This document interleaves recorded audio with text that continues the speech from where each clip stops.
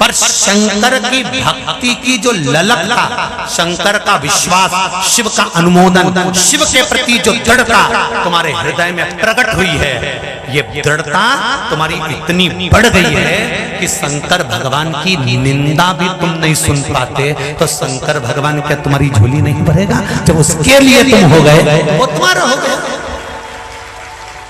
उसके हो तो अरे एक सेठ के घर में अच्छे से नौकरी कर लो, तुम्हारे छोरा छोरी का ब्याह सेठ जी कर देगा, गारंटी से कह रहा है। टेंशन नहीं लेना पड़ेगा। भले 8,000 तनख्वाह हो, 10,000 तनख्वाह, तुम सेठ जी क्या नौकरी करो, दिल से करो, उनका परिवार को अच्छे से संभालो, उनका काम अच्छे से करो, ईमानदारी से करो। एक दिन सेठ जी, जब तुम्हारे बच्चों का विवाह का समय आएगा, सेठ जी उठा कर कह देगा, चिंता मत कर, बेटी की शादी है ना, मैं सामान पहुंचा दूंगा, मैं कर दूंगा, तो चिंता मत कर, तू तो अपना काम संभाल, मेहमान देख, पाहुने देख। सेठ भी अपने नौकर के शादी कर देता है, अपने नौकर के घर के विवाह को कर देता है। तुम तो उसके दरवाजे की चाकरी करो। नी सुने, सावन का महीना है, लोग चल चल के मंदिर के अंदर कीचड़ कर देंगे।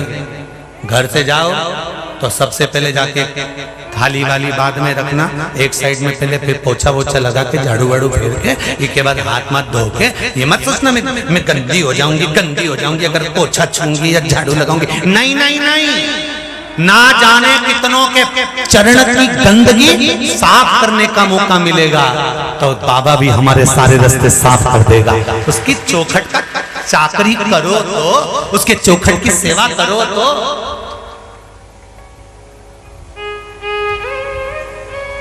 इंदौर से, अंबिकापुरी से कई नवयुवक लड़कों की टीम प्रत्येक रविवार को यहाँ सेवा करने आती है। वकील साहब, प्रत्येक रविवार को सेवा करने के लिए लड़कों की टीम आती है। हमने उन बेटों से एक बार पूछ लिया कि तुम यहाँ क्यों, किस लिए? तो कहा गुरुजी बस हम यहाँ पर काम करके जाते हैं ना, थोड़ी सेवा करके जाते हैं, तो एक हफ्ते में बाबा हमारे ऊपर ऐसी कृपा कर देता है कि हमको आना ही पड़ता है और हमारे साथ बढ़कर लोग आते। ये स्थिति है हमारी। ये सेवा करो तो तुम किसी भी शिव मंदिर में जाकर सेवा करो। आराधना, बेलपत्री नहीं मिले, किसी दूसरे वृक्ष की पत्ती को तोड़कर शंकर भगवान को चढ़ा देना।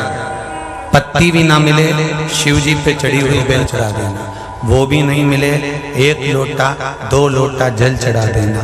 वो भी नहीं मिले तो बाबा का जो जलाधारी है, जहां से जल निकलता है, उस जलाधारी पर कुछ एक क्षण के लिए हाथ रख देना, क्योंकि वहां गणेश भी होगा, अशोक सुंदरी भी होगी, कार्तिकेय भी होगा, जगदम्बा भी होगी और मेरा महादेव भी होगा। हाथ का स्पर्श ही होगा,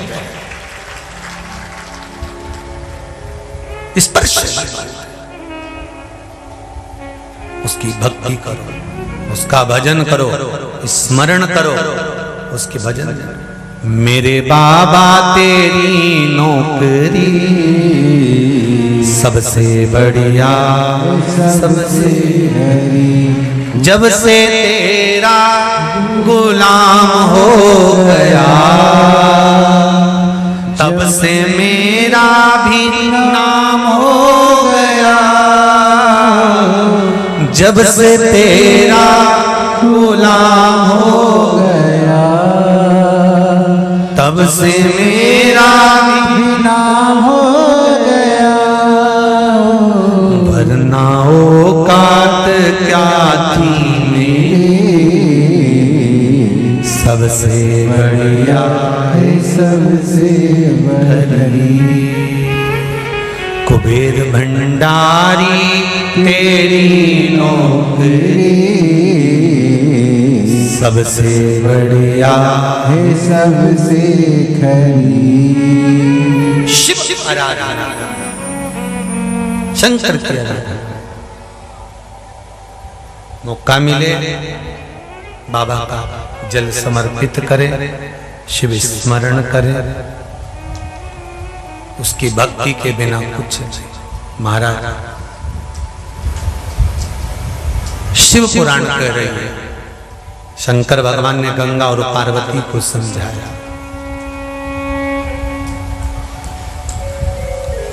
गंगा और पार्वती को समझाते हुए शिवजी विदल और उत्पल दो असुरों के संहार का वर्णन करते हैं। तो मुरुका जी कुंदुक का प्रहार कर कर माता पार्वती जी ने विदल और उत्पल को मारा था। वो कुंदुक भगवान के चरणों में जाकर गिर गया था। शिवजी का नाम कुंदकेश्वर हो गया था। क्या नाम पड़ा? कुंदकेश्वर। हजारों लाखों बीमारियों में कुंदकेश्वर भगवान का नाम ही काफी है। कुंदकेश्वर। यदि शरीर में रोग हो गया और वो रोग समाप्त ही नहीं हो रहा, 4-6 दिन हो गए हॉस्पिटल में पड़े, डॉक्टर अपना काम करे, उसको करने दो। आप एक बेलपत्री का पत्ता लेकर अशोक सुंदरी वाली जगह पर ये डंडी जहां से पानी बहता है उस ओर हो, और ये पत्ता अशोक सुंदरी वाली जगह पर इस तरह से रखकर उसके ऊपर कुंदकेश्वर महादेव के नाम से जल चढ़ाकर एक अंजलि में थोड़ा सा जल लाकर उस रोग ग्रस्त व्यक्ति को मात्र आचमन करा दो, और आचमन भी नहीं कराओ तो उसके मस्तक पर उस जल को मात्र लगा दीजिए। ज्यादा से ज्यादा 8 घंटे 9 घंटे लगेंगे, धीरे धीरे ठीक होना प्रारंभ हो जाएगा। भारी से भारी रोग है तो भी कुंदकेश्वर भगवान का मात्र स्मरण करना।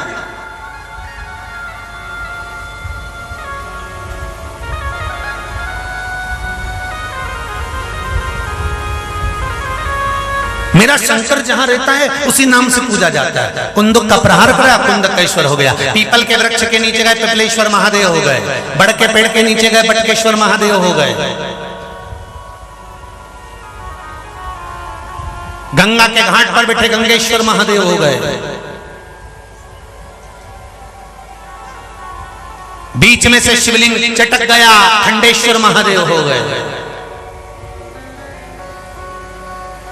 सारी मूर्तियों को खंडित माना जा सकता है, पर शंकर का शिवलिंग अगर बीच में से चटक भी गया है तो खंडित नहीं माना जाता, उसका नाम बदल गया खंडकेश्वर महादेव। शंकर का शिवलिंग अगर बीच में से चटक गया तो खंडित नहीं माना जाएगा, उसको वापिस पुनः जोड़ने का प्रयास करा जाए। और सरल भाषा में समझ लो, तुम्हारे घर के किसी व्यक्ति का एक्सीडेंट हो गया, उसका हाथ पैर टूट गया, कोई व्यक्ति बीमार हाथ पैर टूट गया, मुंडा दुच गया, हाथ पैर में लग गई, तो तुम क्या करोगे? उसका हाथ पैर सही करवाओगे कि छोरा ही बदल लोगे? अरे बोलो तो जम के बोलो जरा। हाथ पैर सही करवाओगे ना कि छोरा बदलोगे? हमारे एक भगत नागपुर से जिन्होंने कथा करवाई थी गोवर्धन जी में, अब उनके छोटे से ठाकुर जी घर रह गए। घर में कोई चोर आ गया, चांदी के बर्तन के चक्कर में ठाकुर जी को भी ले गया। अब ठाकुर जी को ले गया तो चला तो उसको लगा बहुत चमक रहे हैं, सोने के होंगे। अब उन्होंने बाहर ले जाकर उसको दोच के देखा तो पीतल के थे। चांदी के बर्तन तो ले गया और भगवान का मुंडा दोच के भटक गया दरवाजे पर। इन्होंने ढूंढा करा तो भगवान को मिल गए। जजमान का फोन आया, गुरुजी वो हमारे भगवान को खंडित कर दिया, उनका मुंह पूरा दोष दिया, ना आंख दिख रही, ना नाक दिख रही, ना मुंह दिख रहा, चपटा कर दिया। क्या करें हम? आप वृंदावन में जाओ तो हमारे लिए एक अलग से ठाकुर जी लिया ना। हमने कहा क्यों? तुम्हारे ठाकुर जी? उसको तो चोर ले गया था तो वो दोच कर उसको समझ में नहीं आया कि ये सोने के नहीं थे तो पटक गया। हमने कहा तो क्या हुआ, क्या दिक्कत क्या है? तो क्या उनका मुंह नहीं दिख रहा, ना आंख दिख रही, ना नाक दिख रही, ना मुंह दिख रहा। अब क्या करें? तो हमने कहा घर का अगर बेटा होता और उसका कहीं कोई एक्सीडेंट हो जाता, कोई टूट जाता तो क्या छोरा बदल देते? एक काम करो, काजल से नेत्र बनाओ, कंकु से नासिका बनाओ, अधर भी कंकु से बनाओ और उस भाव से पूजन करो जिस भाव से रोज करते थे। एक ना एक दिन ऊपर ही जाएगा, एक ना एक दिन उभर जाएगा। नागपुर के गीता मंदिर के पास में उनकी कपड़े की दुकान है, और कभी उनके घर में जाकर देखकर आना कि जिस चेहरे को चपटा कर दिया था मात्र काजल और कुकू लगाने से, आकृति ऐसी बन गई कि होठ भी बाहर आ गए और नेत्र भी बाहर आ गए। ये शिव है, ये ठाकुर की। आपकी भक्ति तो करो, दिल से भक्ति करो। हाथ टूट जाए तो क्या छोरा बदल दोगे? पांव टूट गया तो क्या छोरा बदल दोगे? नहीं, इसको सही कर दो भगवान, इसको सही कर दो। और भगवान जरा सा खंडित हुआ, पीपल के पेड़ के नीचे रखिए, खंडित हो गए।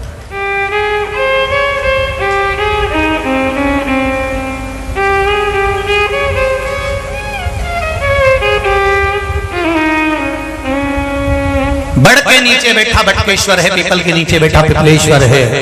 कुंद का प्रहार हुआ तो कुंदकेश्वर है, केदार में बैठा तो केदारेश्वर है, नर्मदा जी की गोद में बैठा तो ओमकारेश्वर है, उज्जैनी नगरी में बैठा तो महाकाल है। विश्व का भरण पोषण कर रहा है इसलिए विश्वनाथ है। चंद्र को काया के रोग से मुक्त करा इसलिए सोमेश्वर है। भीम का संहार करा तो भीमाशंकर है, और नागों की रक्षा के लिए बैठा तो नागेश्वर है। रावण के अभिमान को तोड़ दिया इसलिए वैद्यनाथ है। वो साधारण नहीं, राम जी का काज संवारा तो रामेश्वर है। मेरा शिव जिस रूप में प्रकट हो जाता है वो उसी का नाम पड़ जाता है। तुम इसीलिए यहाँ का कंकर और शंकर है, यहाँ कंकर शंकर, यहाँ है क्या केवल कंकर और शंकर।